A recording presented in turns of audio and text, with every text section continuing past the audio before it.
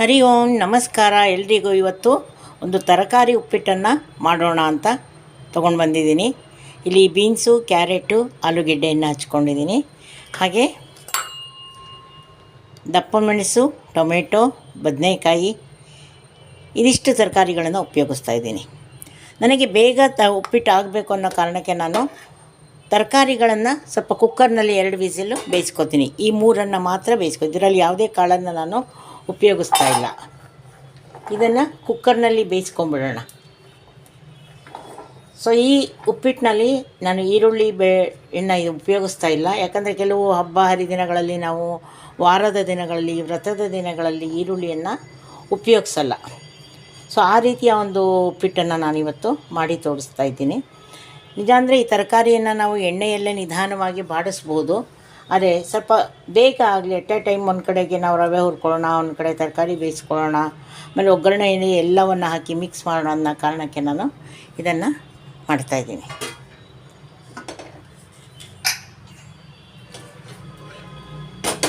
ಇದಕ್ಕೆ ನಾವು ಜಾಸ್ತಿ ನೀರನ್ನು ಹಾಕೋದು ಬೇಡ. ಸ್ವಲ್ಪ ಒಂದು 1/4 ಲೋಟದಷ್ಟು ನೀರನ್ನು ಹಾಕ್ಕೊಳ್ಳೋಣ. ಹಾಗೆ ಇದಕ್ಕೆ ಒಂದು ಚೂರು ಉಪ್ಪು, ಆಮೇಲೆ ಬೇರೆ ಉಪ್ಪು ಹಾಕ್ತೀವಿ. ಈ ತರಕಾರಿ ಬೇಯಲಿಕ್ಕೆ ಮಾತ್ರ ನಾನು ಉಪ್ಪನ್ನು ಹಾಕ್ತಾಯಿದ್ದೀನಿ. ಇದನ್ನು ನಾನು 2 ವಿಸಿಲ್ ಕೂಗಿಸ್ಕೊತೀನಿ.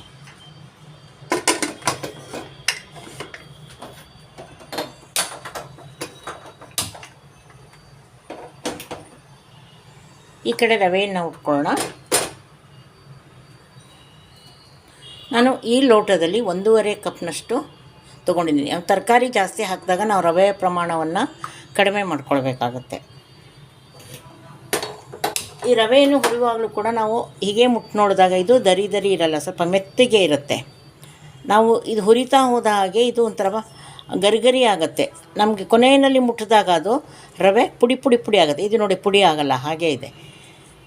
ನಾವು ಹುರಿದಾದ ಮೇಲೆ ನಾವು ಕೈಯಲ್ಲಿ ಮುಟ್ಟು ನೋಡಿದ್ರೆ ನಮಗೆ ಗೊತ್ತಾಗುತ್ತೆ. ಬಾಕಿ ದಿನದಲ್ಲಿ ಬೇಕಾದ್ರೆ ನಾವು 1-2 ಕಾಳನ್ನು ಬಾಯಿಗೆ ಹಾಕ್ಕೊಂಡ್ರೆ ಅದು ಕುರುಮ್ ಅಂತ ಆಗುತ್ತೆ, ಅದು ಗೊತ್ತಾಗುತ್ತೆ ನಮಗೆ ಅದು ಹುರಿದಿದೆ ಅಂತ. ಆದರೆ ಹಬ್ಬ ಹರಿದಿನಗಳಲ್ಲಿ ನಾವು ಬಾಯಿಗೆ ಹಾಕಲಿಕ್ಕೆ ಆಗೋದಿಲ್ಲ ಅದನ್ನು. ಹಾಗೆ ನಾವು ಕೈಯಲ್ಲಿ ಹಿಂಗೆ ಮುಟ್ಟಿ ನೋಡಿ ಅದನ್ನು ನಾವು ಇದು ಹುರಿದಾಗಿದೆ ಅಂತೇಳ್ಬಿಟ್ಟು ಅದರ ಮತ್ತು ಪರಿಮಳ ಹುರಿತಾ ಹೋದಂಗೆ ಒಂದು ರವೆಯ ಪರಿಮಳ ಬರ್ತಾ ಹೋಗುತ್ತೆ ನಮಗೆ. ಅದರ ಆಧಾರದ ಮೇಲೂ ಕೂಡ ನಾವು ಅದನ್ನು ಗಮನಿಸ್ಕೋಬೋದು. ಈ ರವೆಯನ್ನು ಈಗ ಹುರ್ಕೊಳ್ಳೋಣ. ಒಂದು ಕಡೆ ನಾವು ತರಕಾರಿಯನ್ನು ಬೇಯಲಿಕ್ಕೆ ಇಟ್ಕೊಂಡಿದ್ದೀವಿ, ಈ ಕಡೆ ನಾವು ರವೆಯನ್ನು ಹುರ್ಕೋತಾ ಇದ್ದೀವಿ.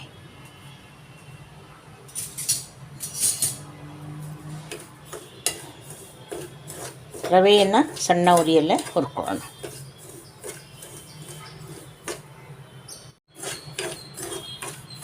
ಈಗ ನಾವು ಹುರಿದಂತಹ ರವೆ ಬಣ್ಣ ಸ್ವಲ್ಪ ಬದಲಾಗಿದೆ, ಅಲ್ಲದೆ ಉದುರಾಗಿ ಹಿಂಗೆ ಬೀಳುತ್ತೆ.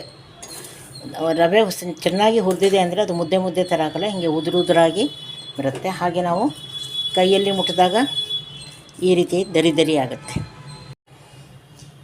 ಈಗ ನಾನು ಒಂದು 4 ಚಮಚದಷ್ಟು ಎಣ್ಣೆಯನ್ನು ಹಾಕ್ಕೊಂಡು ಬಾಣಲೆಯನ್ನು ಇಟ್ಕೊಂಡಿದ್ದೀನಿ. ಇಲ್ಲಿ ನಾನು ಒಂದು 4 ಲೋಟದಷ್ಟು ನೀರನ್ನು ತೊಗೊಂಡಿದ್ದೀನಿ.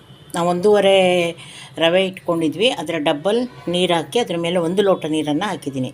ಅದಕ್ಕೆ ಬೇಕಾಗುವಷ್ಟು ಉಪ್ಪಿಟ್ಟಿಗೆ ಏನು ಉಪ್ಪು ಹಾಕಬೇಕು ಅಂತ ಇಟ್ಕೊಂಡಿದ್ವಿ ಅದನ್ನು ಇಲ್ಲೇ ಹಾಕ್ಕೊಳ್ತಾ ಇದ್ದೀನಿ ನಾನು.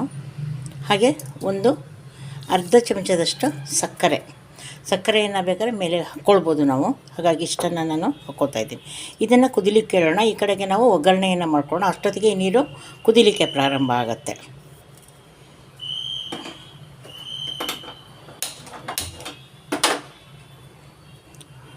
ಈಗ ಎಣ್ಣೆ ಕಾದಿದೆ.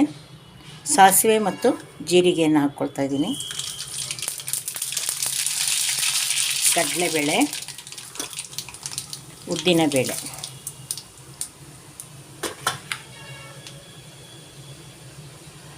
ಸಣ್ಣದಾಗಿ ಹೆಚ್ಚಿಕೊಟ್ಟಿರುವಂಥ ಒಂದು 5 ಹಸಿಮೆಣಸನ್ನು ಹಾಕ್ತಾಯಿದ್ದೀನಿ.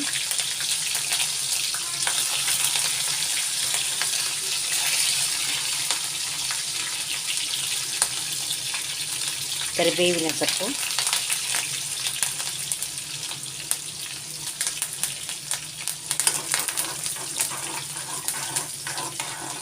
ಪುರಿ ಸಣ್ಣ ಮಾಡಿಕೊಂಡು ನಾನು ಈಗ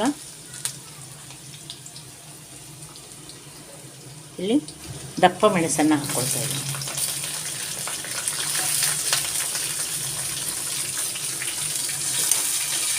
ಈ ದಪ್ಪ ಮೆಣಸನ್ನು ಎಣ್ಣೆಯಲ್ಲಿ ಹುರಿದಾಗ ಒಂದು ಘಮ ಬರುತ್ತೆ, ಅದು ಬಹಳ ಚೆನ್ನಾಗಿ ಅನಿಸುತ್ತೆ.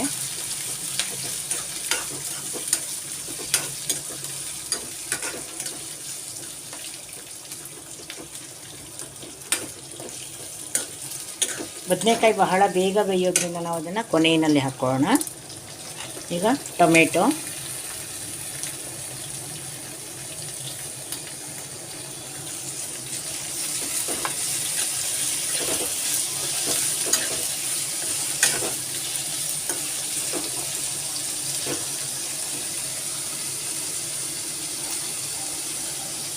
ಇಲ್ಲಿ ಒಂದು ಚೂರು ಶುಂಠಿಯನ್ನು ನಾನು ಜಜ್ಜಿ ಇಟ್ಕೊಂಡಿದ್ದೀನಿ. ಆ ಜಜ್ಜಿದ ಶುಂಠಿಯನ್ನು ಇದರಲ್ಲಿ ಸೇರಿಸ್ಕೊತಾ ಇದ್ದೀನಿ.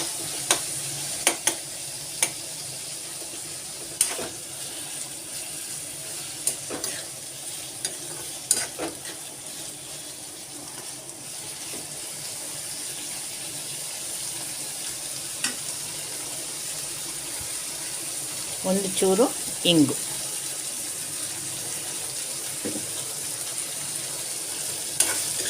ಇದೊಂದು ಚೂರು ಬಿಸಿ ತಾಗಿದೆ ಅಂತ ಆದಮೇಲೆ ತುಂಬ ಏನೋ ಇದು ಬೇಡ, ಮೆತ್ತಗಾಗೋದು ಬೇಡ. ಯಾಕಂದರೆ ಯಾವುದೇ ತರಕಾರಿ ಇದರಲ್ಲಿ ತುಂಬ ಮೆತ್ತಗಾದರೆ ಚೆನ್ನಾಗಿರೋದಿಲ್ಲ. ಹಾಗಾಗಿ ನಾನು ಪೂರ್ತಿ ಬೇಯಿಸ್ಕೊಳ್ಳಲ್ಲ. ಈಗ ನಾನು ಹೆಚ್ಚಿಟ್ಟುಕೊಂಡಂತಹ ಬದನೆಕಾಯಿಯನ್ನು ಕೂಡ ಇದಕ್ಕೆ ಹಾಕ್ತಾಯಿದ್ದೀನಿ.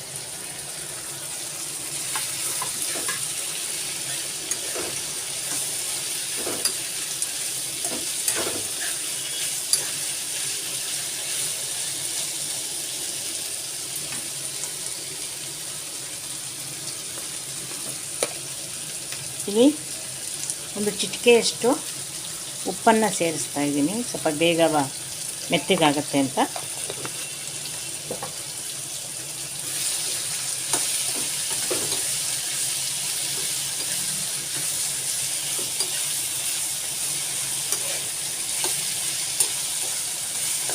ನಾವು ಈರುಳ್ಳಿಯನ್ನು ಯಾಕೆ ಹಾಕೋದಿಲ್ಲ ಅನ್ನೋದಕ್ಕೆ ನನಗೆ ತಿಳಿದ ಪ್ರಕಾರ ಒಂದು ಕಾರಣ ಅಂತಂದರೆ, ಈರುಳ್ಳಿ ಮತ್ತು ಬೆಳ್ಳುಳ್ಳಿ ಇವೆರಡು ತಾಮಸ ಗುಣವನ್ನು ಹೊಂದಿರುತ್ತೆ. ನಮ್ಮ ಮನಸ್ಸನ್ನು ಬಹಳ ಬೇಗ ಅದು ಬೇರೆ ರೀತಿಯಲ್ಲಿ ಯೋಚನೆಗಳನ್ನು ಮಾಡಲಿಕ್ಕೆ ಅಥವಾ ಬಹಳ ಬೇಗ ಚಂಚಲತೆಯನ್ನು ಹೊಂದುವಂತಹ ಸ್ವಭಾವವನ್ನು ಉಂಟು ಮಾಡುತ್ತೆ. ಈರುಳ್ಳಿಯನ್ನು ಸೇವಿಸಿದಂತಹ ದಿನ ನಮಗೆ ಆ ರೀತಿಯ ಒಂದು ಮನಸ್ಥಿತಿ ಇರುತ್ತೆ. ಹಾಗೆ ಸ್ವಲ್ಪ ನಮ್ಮ ಗಮನ ನಿದ್ದೆ ಮಾಡುವಂತಹ ಮನಸ್ಥಿತಿಯಲ್ಲಿ ಇರುತ್ತೆ. ಆ ರೀತಿಯಲ್ಲಿ ಅದು ಆಗಬಾರ್ದು. ಯಾಕೆ ಪೂಜೆ ಪುನಸ್ಕಾರ ಇದ್ದರೆ ನಮ್ಮ ಅನುಷ್ಠಾನಗಳು ಸಾಕಷ್ಟು ಇರ್ತವೆ. ಆ ಸಂದರ್ಭದಲ್ಲಿ ನಮ್ಮ ಮನಸ್ಸು ಚಂಚಲ ಆಗಬಾರ್ದು ಅನ್ನೋ ಕಾರಣಕ್ಕೋಸ್ಕರ ಈರುಳ್ಳಿ ಮತ್ತು ಬೆಳ್ಳುಳ್ಳಿಯನ್ನು ಆ ದಿನಗಳಲ್ಲಿ ನಿಷೇಧ ಮಾಡಿದೆ. ಹಾಗಾಗಿ ಬಾಕಿ ದಿವಸದ ಅದರಲ್ಲಿ ಸಾಕಷ್ಟು ಆರೋಗ್ಯದ ಪ್ರಮಾಣ ಜಾಸ್ತಿನೇ ಇದೆ. ನಾವು ಅದನ್ನು ಬಳಸ್ತಾ ಹೋದಂಗೆ ಸಾಕಷ್ಟು ನಮಗೆ ಬೆಳ್ಳುಳ್ಳಿಯಲ್ಲೂ ಕೂಡ ಇದೆ, ಈರುಳ್ಳಿಯಲ್ಲೂ ಕೂಡ ಇದೆ. ಅದು ಬೆಳ್ಳುಳ್ಳಿಯಲ್ಲಿ ಒಂದೇನಪ್ಪ ಅಂದರೆ, ಅತಿ ಹೆಚ್ಚು ಬೆಳ್ಳುಳ್ಳಿಯನ್ನು ನಾವು ಬಳಸ್ತಾ ಹೋದ ಹಾಗೆ ಅದರಲ್ಲಿರುವಂಥ ಒಂದು ಘಾಟು ವಾಸನೆಯಿಂದ ನಾವು ತೆಗೆದುಕೊಳ್ಳುವಂತಹ ಔಷಧಗಳು ನಮಗೆ ಫಲ ನೀಡಲ್ಲ ಅಂತ. ನಾವೇನೋ ಒಂದು ಔಷಧಿ ತೊಗೊಳ್ತಾ ಇದ್ದೀವಿ ಅಂದರೆ ಆ ಸಂದರ್ಭದಲ್ಲಿ ನಾವು ಅತಿ ಹೆಚ್ಚು ಬೆಳ್ಳುಳ್ಳಿಯನ್ನು ಬಳಸಿದರೆ ಅದು ಉಪಯೋಗ ಆಗೋದಿಲ್ಲ. ಅದು ಔಷಧಿಯ ಗುಣವನ್ನು ತಗ್ಗಿಸುತ್ತೆ. ಹಾಗಾಗಿ ಔಷಧವನ್ನು ತೆಗೆದುಕೊಳ್ಳುವಂಥ ಸಂದರ್ಭದ ದಿನಗಳಲ್ಲಿ ನಾವು ಅದರ ಪ್ರಮಾಣವನ್ನು ಕಡಿಮೆ ಮಾಡೋದು. ಹಾಗಂತ ಪೂರ್ತಿ ನಿಲ್ಲಿಸಬೇಕು ಅಂತ ಇಲ್ಲ. ನಾವು ಒಂದು ಗಡ್ಡೆಯನ್ನು ಉಪಯೋಗಿಸಲ್ಲಿ ನಾವು 2 ಎಸಳು ಅಥವಾ 3 ಎಸಳನ್ನು ಬಳಸ್ಬೋದು. ಈಗ ಸ್ವಲ್ಪ ತರಕಾರಿ ಸ್ವಲ್ಪ ಮೆತ್ತಗೆ ಆಗಿದೆ. ಈಗಾಗಲೇ ನಾವು ಬೇಯಿಸ್ಕೊಂಡಿರುವ ತರಕಾರಿಯನ್ನೇ ಇದಕ್ಕೆ ಸೇರಿಸ್ಕೊಳ್ಳೋಣ.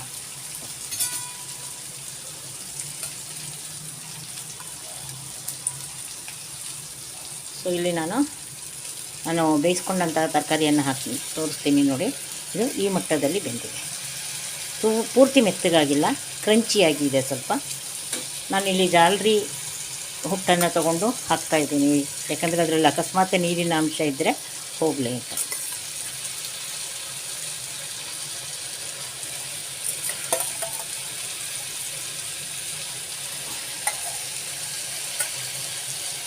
ಈ ಎಣ್ಣೆ, ನಾವು ಹಾಕಿದಂತಹ ದೊಣ್ಣೆಮೆಣಸು, ಒಗ್ಗರಣೆ ಸಾಮಗ್ರಿಗಳ ಜೊತೆಗೆ ಇದು ಸ್ವಲ್ಪ ಹೊತ್ತು ಬೆರ್ಕೊಳ್ಳಿ. ಇಲ್ಲಿರುವಂಥ ಒಂದು 1/4 ಲೋಟ ನೀರು ಏನಿತ್ತು ಅದನ್ನು ನಾವು ಈ ನೀರನ್ನು ಏನು ಇಟ್ಕೊಂಡಿದ್ದೀವಿ ಅದಕ್ಕೆ ಹಾಕ್ಕೊಂಡ್ಬಿಡೋಣ.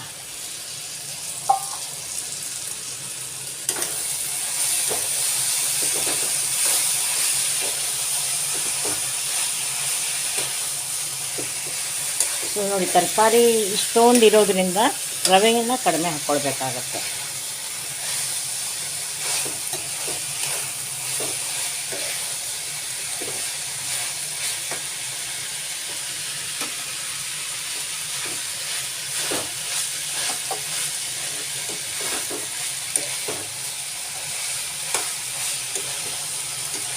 ಉಪ್ಪನ್ನು ನಾನು 3 ಹಂತದಲ್ಲಿ ಹಾಕ್ಕೊಂಡಿದ್ದೀನಿ. ಒಂದು ಸರಿ ತರಕಾರಿ ಬೇಯಿಸ್ಬೇಕಾದ್ರೆ ಒಂಚೂರು ಹಾಕಿದ್ದೀನಿ, ಹಾಗೆ ಒಗ್ಗರಣೆಯನ್ನು ಬಾಡಿಸ್ಬೇಕಾದ್ರೆ ಹಾಕಿದ್ದೀನಿ. ಆ ನೀರು ಇಟ್ಕೊಂಡಿದ್ದೀನಿ, ಅದಕ್ಕೂ ಕೂಡ ನಾನು ಉಪ್ಪನ್ನು ಹಾಕ್ಕೊಂಡಿದ್ದೀನಿ. ಸೊ ನಾವು ಎಷ್ಟು ಉಪ್ಪನ್ನು ಹಾಕ್ಬೋದು ಅಂತ ಒಂದು ಅಂದಾಜು, ಅದನ್ನು ಸ್ಪ್ಲಿಟ್ ಮಾಡಿಕೊಂಡು ನಾವು ಅಲ್ಲಲ್ಲಿ ಅನಿಸಿರೋ ಹಾಕ್ಕೊಂಡ್ಬಿಟ್ರೆ ಚೆನ್ನಾಗಿರುತ್ತೆ. ಸೊ ನಾವು ಉಪ್ಪನ್ನು ಈ ಹಂತದಲ್ಲಿ ಅಷ್ಟು ಹಾಕ್ಕೋಬೋದಿತ್ತು, ಆದರೆ ನಾನು ಹರಳುಪ್ಪನ್ನು ಬಳಸ್ತಾ ಇರೋದ್ರಿಂದ, ಈ ಎಣ್ಣೆ ಅಂಶ ಇರೋದ್ರಿಂದ ಬಹಳ ಬೇಗ ಅದು ಕರ್ಕೊಳ್ಳೋದಿಲ್ಲ ಅನ್ನೋ ಕಾರಣಕ್ಕೆ ನಾನು ನೀರಿನಲ್ಲಿ ಅದನ್ನು ಸೇರಿಸ್ಕೊಂಡಿದ್ದೀನಿ. ಈಗ ನಾನು ಈ ರವೆಯನ್ನು ಇಲ್ಲಿ ಸೇರಿಸ್ಕೊಳ್ತೀನಿ.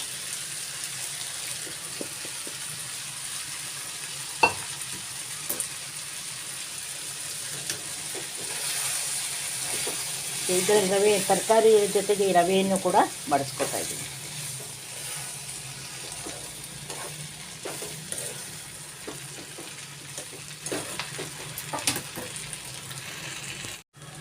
ಒಗ್ಗರಣೆಯಲ್ಲಿ ರವೆ ಮತ್ತು ನಾನು ಹಾಕ್ಕೊಂಡಂಥ ಎಲ್ಲ ಸಾಮಗ್ರಿ ಏನಾಗಿದೆ ಬಾಡಿದೆ ಸ್ವಲ್ಪ. ಈಗ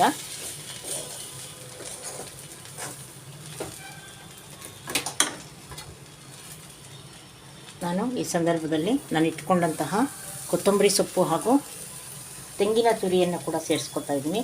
ತೆಂಗಿನ ತುರಿಯನ್ನು ಮೇಲ್ಗಡೆ ಹಾಕಿದ್ರೆ ರುಚಿಯಾಗಿರುತ್ತೆ, ಆದರೆ ಈ ತೆಂಗಿನಕಾಯಿಯಲ್ಲಿರುವಂತಹ ಹಾಲು ಇದರ ಜೊತೆ ಮಿಶ್ರಣಗೊಂಡಾಗ ಅದಕ್ಕೊಂದು ವಿಶೇಷವಾದ ರುಚಿಯನ್ನು ಕೊಡುತ್ತೆ ಅಂತ ನಾನು ಈ ಸಂದರ್ಭದಲ್ಲಿ ಸೇರಿಸ್ಕೊಳ್ತೀನಿ. ನಾವು ಒಗ್ಗರಣೆಯ ಜೊತೆ ನೀರನ್ನು ಸೇರಿಸಿ ಕುದಿಸಿ ಆಮೇಲೆ ಕೂಡ ರವೆಯನ್ನು ಸೇರಿಸ್ಬೋದು, ಆದರೆ ಸ್ವಲ್ಪ ಪ್ರಮಾಣದಲ್ಲಿ ಮಾಡುವಾಗ ಈ ರೀತಿಯಲ್ಲಿ ಮಾಡಿದ್ರು ಚೆನ್ನಾಗಿರುತ್ತೆ. ಈಗ ನಾನು ಇಟ್ಟುಕೊಂಡಂತಹ ನೀರು ಕುದೀತಾ ಇದೆ. ಈ ನೀರನ್ನು ನಾನು ಇದರೊಳಗಡೆಗೆ ಸೇರಿಸ್ತಾ ಇದ್ದೀನಿ. ಈಗ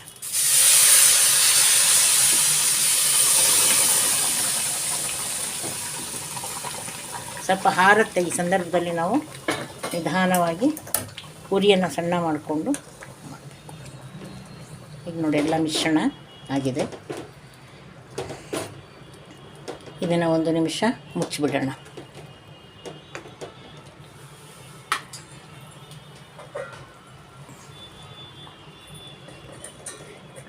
ಇದು ಎಲ್ಲಿವರೆಗೆ ಮುಚ್ಚಬೇಕು ಅಂದರೆ, ಈ ಬಾಣಲೆಯಿಂದ ನಮಗೆ ಒಂದು ಸೌಂಡ್ ಕೇಳಿಸ್ತಾ ಇರುತ್ತೆ, ಆ ಸೌಂಡು ನಿಲ್ಲುವವರೆಗೂ ಕೂಡ ನಾವು ಇದನ್ನು ಮುಚ್ಚಿರಬೇಕು. ಆ ಶಬ್ದ ನಿಂತು ಕೂಡಲೇ ತೆಗೆದ್ರೆ ಸರಿಯಾಗಿ ಅದು ಬೆಂದ್ಕೊಂಡಿರುತ್ತೆ.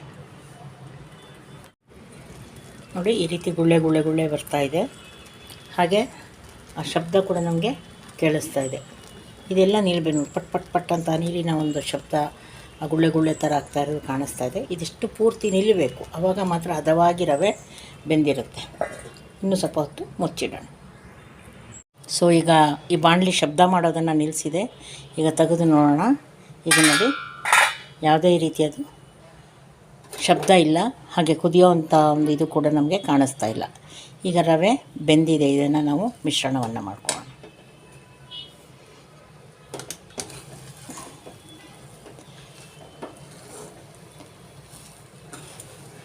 ನೋಡಿ,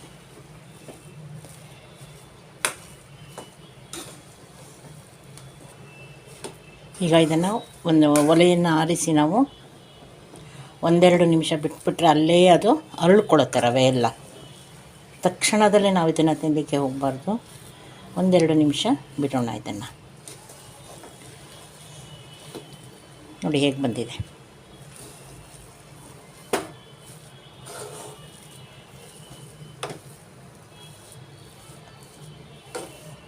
ನಾವು ಕೊತ್ತಂಬರಿ ಕರಿಬೇವನ್ನು ಈ ಸಂದರ್ಭದಲ್ಲೂ ಕೂಡ ಹಾಕ್ಬೋದು.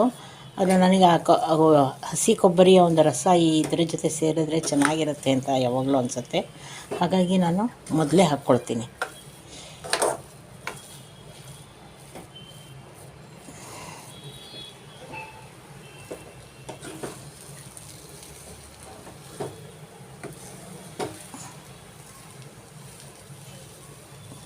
ಒಂದು ನಿಮಿಷ ಇದನ್ನು ಮುಚ್ಚಿಟ್ಬಿಡೋಣ. ಮತ್ತೆ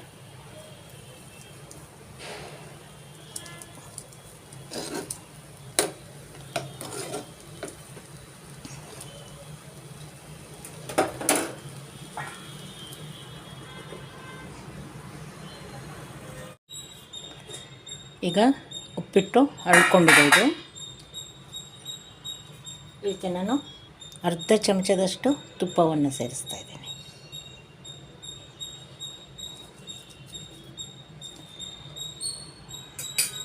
ಇದನ್ನು ನೀಟಾಗಿ ಮಿಶ್ರಣ ಮಾಡ್ಕೊಂಬೋಣ.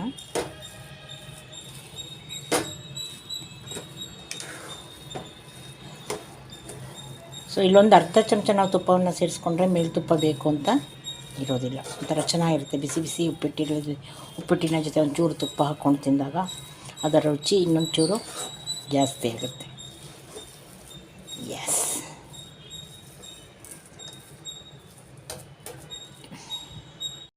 ಈಗ ನೋಡಿ, ರೆಡಿ ಟು ಈಟ್. ಉಪ್ಪಿಟ್ಟು ಚೆನ್ನಾಗಿ ಬಂದಿದೆ. ಮಾಡ್ಕೊಳ್ಳಿ, ತಿನ್ಕೊಳ್ಳಿ, ರುಚಿ ನೋಡಿ. Enjoy the day.